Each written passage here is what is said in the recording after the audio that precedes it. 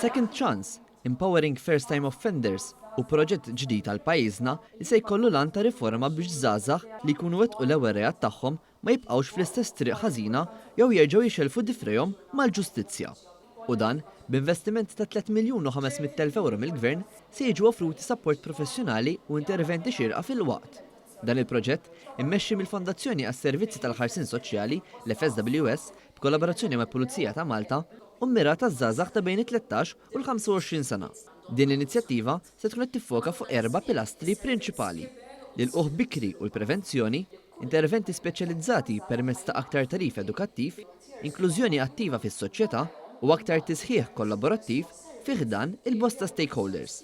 Biex jiġu indirizzati l-eruq ta' attitudnijiet kriminali filwaqt li jiġu salvagwardjati delikwenti żgħażagħ bil-ħiliet u l-kapaċitajiet neċessarji, il-proġett Second Chance se jkun kruċjali favur komunità aħjar.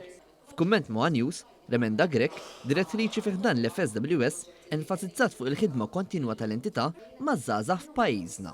L-FSWS matul il-snin ħadem u ġi in touch ma' diversi żgħażagħ illi sfortunatament xelfu difrejhom mal-ġustizzja jew inkella kellhom diversi problema, inkluż problema ta' computer misuse u addizzjonijiet u vizzi oħrajn. U allura ħassejna li huwa importanti ħafna illi naħdmu fuq proġett bħal dan ta' 3.5 miljun euro flimkien ma' ħafna stakeholders oħrajn illi jaħdmu anke ma' dawn iż-żgħażagħ.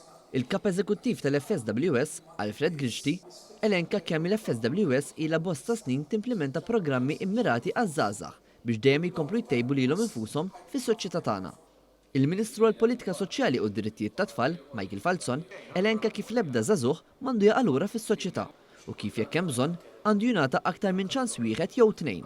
U żied jgħid li la darba l-koll nixbdu ħabel wieħed, il-ħidma se tkun aħjar u għaldaqstant se trendi riżultati pożittivi. Huwa importanti li fis-soċjetà nkunu soċjetà inklusiva u li ma niġġudikawx. U allura aħna obbligu morali, obbligu politiku, obbligu soċjali li naraw li fis-soċjetà tagħna nkunu nistgħu ngħinu lil kulħadd.